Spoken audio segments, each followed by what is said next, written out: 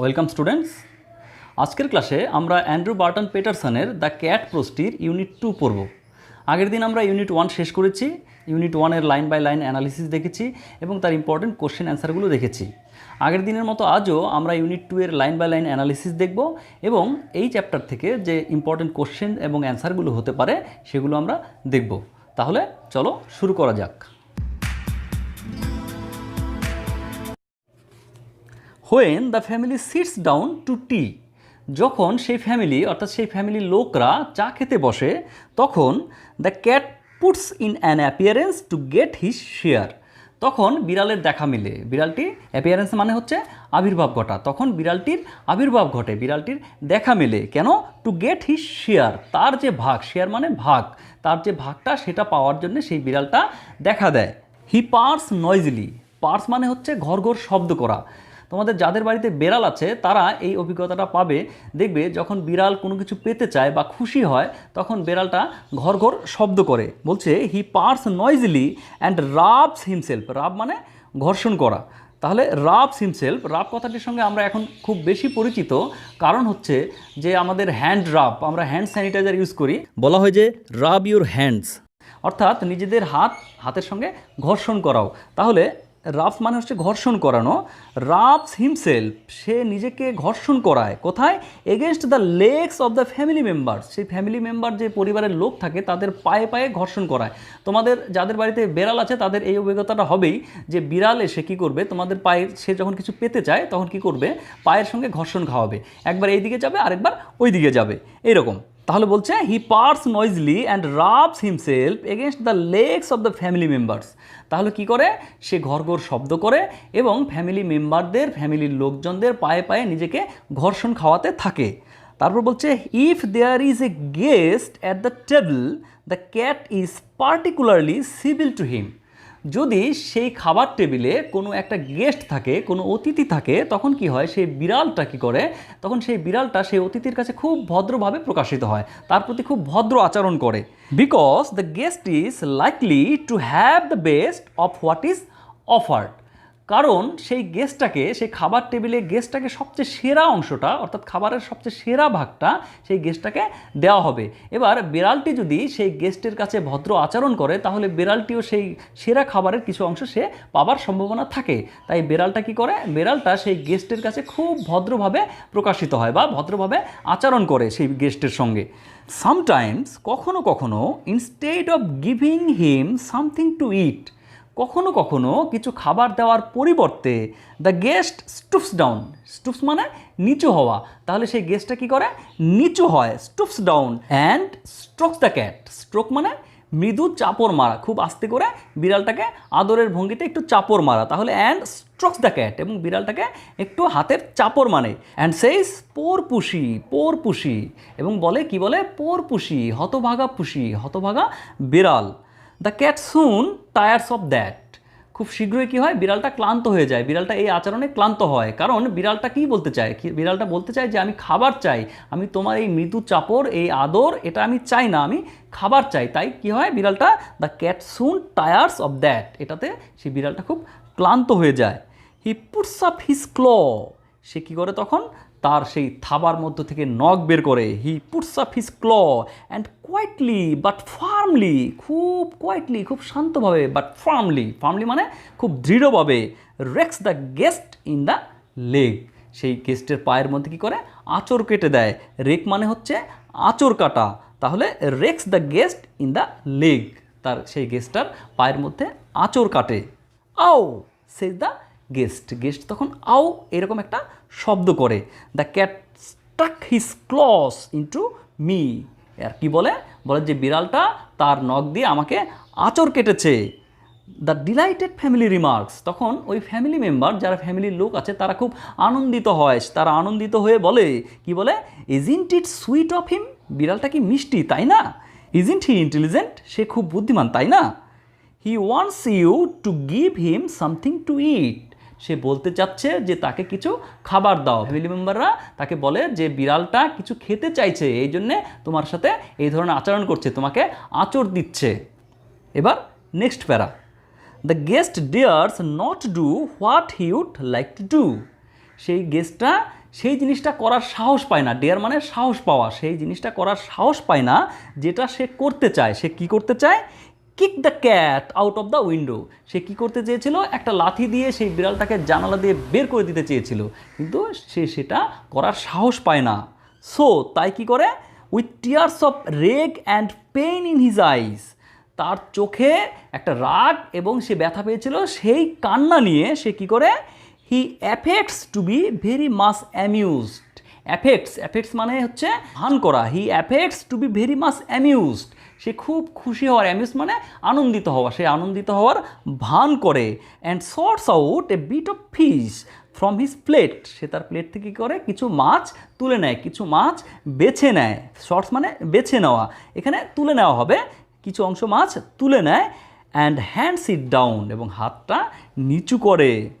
The cat জিঞ্জারলি মানে খুব সন্তর্পণে, carefully. The cat gingerly receive it, খুব সন্তর্পণে, খুব কেয়ারফুলি সেই বিড়ালটা সেই মাছের অংশটা নিয়ে নেয়। With a look in his ice that says, এবং তার চোখের চাহনিটা এমন থাকে, তার চোখের চাহনিটা দেখে মনে হয় যে সে বলতে চাচ্ছে, অ্যানাদার টাইম, পরের বার, my friend, you wouldn't be so slow to understand, তুমি বুঝতে এতটা দেরি করো না। তুমি যদি বুঝতে এতটা দেরি করো তাহলে তোমার এই ধরনের অবস্থা হতে পারে। You wouldn't be so slow to understand, তুমি বুঝতে এতটা দেরি করো না। He purrs as he retires to a safe distance from the guest's boot before eating his food, সে কী করছেন? সেই গড়গড় শব্দ করে খাবার পূর্বে সে কী করে? সে নিজেকে সেই গেস্টটার বুট থেকে একটা দূরে, একটা সেফ ডিস্টেন্স, একটা নিরাপদ দূরত্বে রেখে সে সেটা খাবার শুরু করে। সে গড়গড় করে খাবারটা খেতে থাকে, কিন্তু সে নিজেকে তার বুট থেকে একটা সেফ ডিস্টেন্সে রাখে, কারণ সেই গেস্টটা এমন হতে পারে যে রাগে তাকে আবার লাথি দিতে পারে। তাই সে সেই গেস্টের বুট থেকে নিজেকে নিরাপদ দূরত্বে সরিয়ে সে গড়গড় শব্দ সহকারে সেই মাছটা বা মাছের টুকরোটা সে খায়। তাহলে এখানেই আমাদের ইউনিট 2 শেষ হচ্ছে। এবার আমরা প্রথমে টেক্সচুয়াল যে কোশ্চেন অ্যান্সারগুলো রয়েছে সেগুলো দেখব, তারপর যে এক্সট্রা কোশ্চেন্স যত ধরনের প্রশ্ন হতে পারে সব নিয়ে আমি আলোচনা করব, যাতে পরীক্ষাতে এই চ্যাপ্টার থেকে কোনো প্রশ্ন আসলে তোমরা সেটা খুব সহজে অ্যাটেন্ড করতে পারো। তাহলে কম্প্রিহেনশন এক্সারসাইজ নাম্বার 4 আমরা ইউনিট 1-এ 1, 2, 3 করেছিলাম। যেহেতু এটা ইউনিট 2 তাই এখানে 4 থেকে শুরু হয়েছে। তো 4 নম্বরে বলেছে choose the correct alternative to complete the following sentences.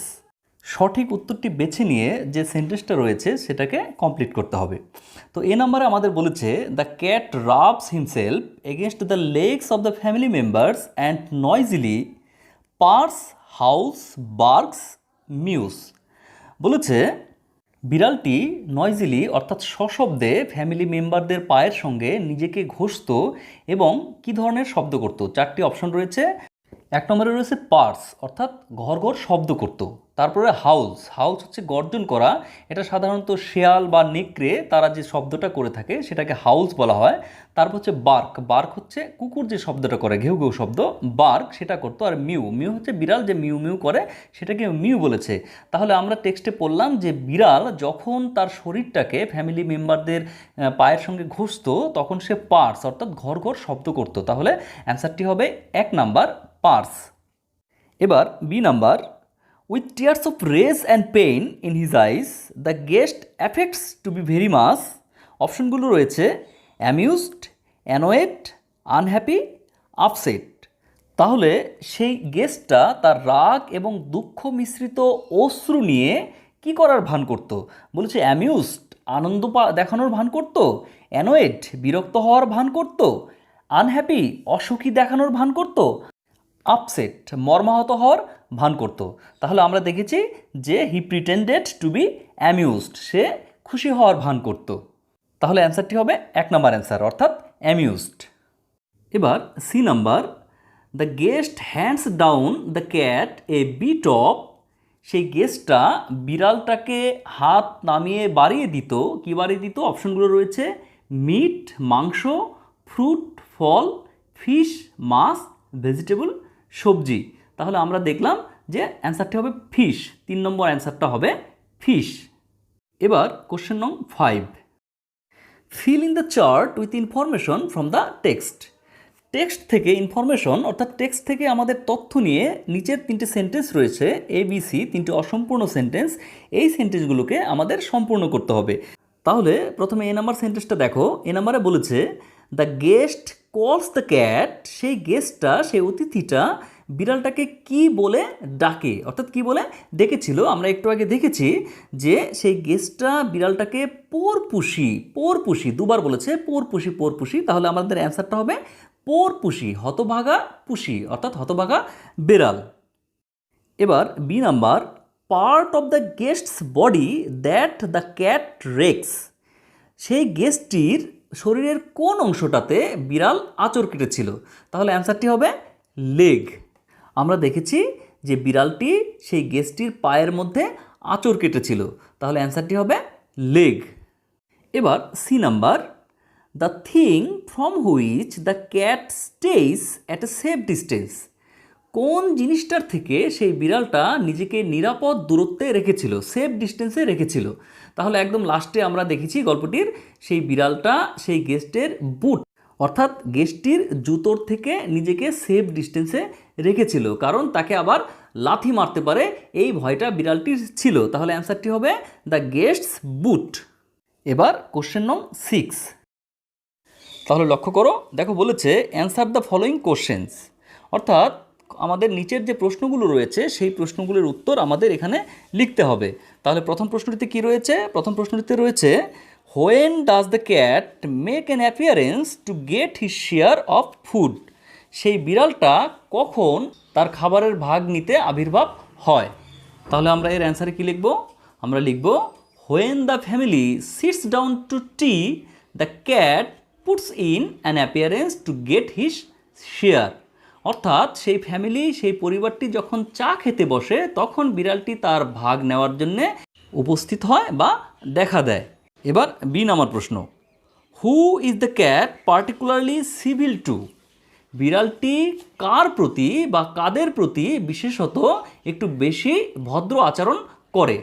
তাহলে এর অ্যান্সারে আমরা লিখব the cat is particularly civil to the guest of the family, অর্থাৎ বিড়ালটি অতিথির কাছে, ওই ফ্যামিলির অতিথির কাছে একটু বেশি ভদ্র আচরণ করে। এবার সি নাম্বার প্রশ্ন, how does the cat receive the bit of fish handed down by the guest, সেই গেস্ট যে খাবারটা বিড়ালটিকে দেয় সেই খাবারটা সেই বিড়ালটা কিভাবে গ্রহণ করে। তাহলে এর অ্যান্সার হিসেবে আমরা লিখব the cat gingerly receives the food handed down by the guest, সেই গেস্ট তাকে যে খাবারটি দেয় সেই খাবারটি খুব কেয়ারফুলি, খুব সন্তর্পণে, খুব সাবধানে খাবারটা সে নেয়। তাহলে এর সঙ্গে আমাদের টেক্সচুয়াল যে কোশ্চেনগুলো রয়েছে সেগুলো শেষ হচ্ছে। এবার আমরা এক্সট্রা এর বাইরে যে প্রশ্নগুলো হতে পারে সেগুলো নিয়ে আলোচনা করব। এখানে যে প্রশ্নগুলো রয়েছে সেই প্রশ্নগুলো আমি বাদ দিয়ে বাকি যে প্রশ্নগুলো হতে পারে সেই প্রশ্নের অ্যান্সারগুলো নিয়ে আমি এখন আলোচনা করব। First question, why is the cat particularly civil to the guest, কেন বিড়ালটি বিশেষ করে গেস্টের প্রতি অর্থাৎ সেই অতিথির প্রতি ভালো আচরণ করে। তাহলে এর অ্যান্সার হিসেবে আমরা বলতে পারি the cat is particularly civil to the guest because the guest is likely to have the best of what is offered and the cat may get some portion from the food, অর্থাৎ বিড়ালটি সেই গেস্টটির প্রতি একটি বেশি ভালো আচরণ করে কারণ বিড়াল জানে যে বাড়িতে যখন অতিথি আসবে তখন তাকে সবচেয়ে সেরা জিনিসটা অর্থাৎ সেরা খাবারটা তাকে দেওয়া হবে এবং সেই বিড়ালটা আশা করে যে সেই গেস্টটির কাছ থেকে ওই ভালো খাবারের কিছু অংশ সে পাবে, এই জন্যে সেই বিড়ালটি সেই গেস্টটির প্রতি একটু ভালো আচরণ করে। কোশ্চেন নং 2, এই প্রশ্নটির দুটো পার্ট রয়েছে। ফার্স্ট পার্টে রয়েছে what does the guest sometimes do instead of giving him something to eat, অর্থাৎ কখনো কখনো সেই গেস্ট অর্থাৎ সেই অতিথি তাকে খাবার দেওয়ার পরিবর্তে কি করে। তাহলে এর অ্যান্সার হিসেবে আমরা লিখতে পারি sometimes instead of giving him something to it the guest stoops down and strokes the cat, অর্থাৎ কখনো কখনো সেই অতিথি বিড়ালটিকে খাবার দেওয়ার পরিবর্তে সে নিজে নিচু হয় এবং বিড়ালটির পিঠে চাপড় মারতে থাকে। এখানে একটা কথা বলে রাখি, তোমরা লক্ষ্য করবে আমি যে প্রশ্নের উত্তরগুলো বলছি সব কিন্তু টেক্সট থেকে নেওয়া। একদম টেক্সট থেকে যে অংশটা হবে ঠিক সেই অংশটায় আমি কিন্তু তুলে ধরার চেষ্টা করছি, যাতে করে তোমরা খুব সহজেই টেক্সট থেকে প্রশ্নের উত্তরগুলো বের করতে পারো। এবং আমি তোমাদের পরামর্শ দেব যে সমস্ত ক্ষেত্রেই তোমরা টেক্সটটা ভালো করে পড়বে এবং প্রশ্নের উত্তরগুলো একদম টেক্সট থেকে খুঁজে বের করে লেখার চেষ্টা করবে। তাতে তোমাদের কি হবে, ভুল হওয়ার সম্ভাবনা কম থাকবে এবং তোমরা পুরো মার্কই কিন্তু তাতে স্কোর করতে পারবে।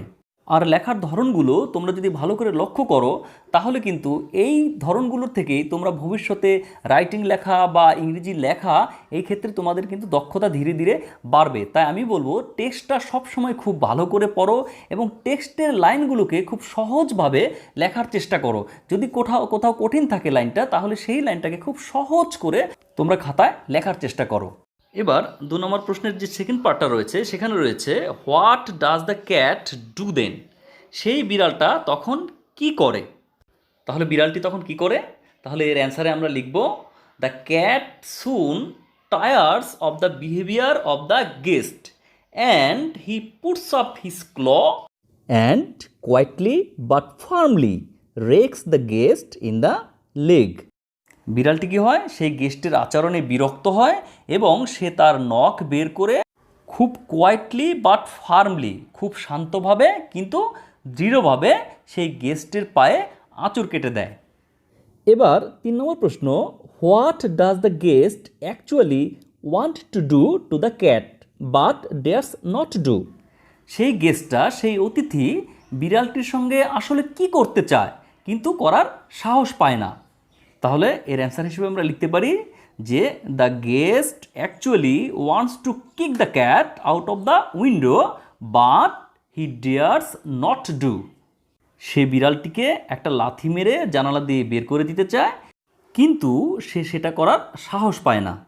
Next question, what does the guest do then, তখন গেস্টটি কি করেন।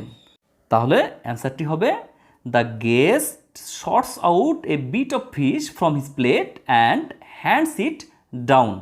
সেই গেস্টটি, সেই অতিথিটি তার প্লেট থেকে মাছের কিছু অংশ সে তুলে নেয় এবং সেই বিড়ালটিকে হাত নিচু করে দেয়। এবার 5 নম্বর প্রশ্ন, what does the cat want to say with his look. বিড়ালটি তার চাহনির দ্বারা, তার চোখের দৃষ্টির দ্বারা কি বলতে চায়। তাহলে অ্যান্সারটি হবে with his look the cat wants to say that next time the guest shouldn't be so slow to understand. সেই বিড়ালটি তার চাহনির দ্বারা এটা বোঝাতে চায় যে সেই গেস্টটির এর পরের বার এটা বুঝতে যেন তার এতটা দেরি না হয়। এবার last question, where does the cat retire before eating his food. তাহলে এর অ্যান্সারে আমরা লিখব the cat retires to a safe distance from the guest's boot before eating his food. সে তার খাবারটা খাওয়ার আগে একটা নিরাপদ দূরত্বে নিজেকে রেখে তারপর খাবারটা খায়। তাহলে এর সঙ্গে শেষ হচ্ছে আমাদের দ্য ক্যাট প্রোস্টির ইউনিট 2। আমরা পরের দিন পড়ব ইউনিট 3।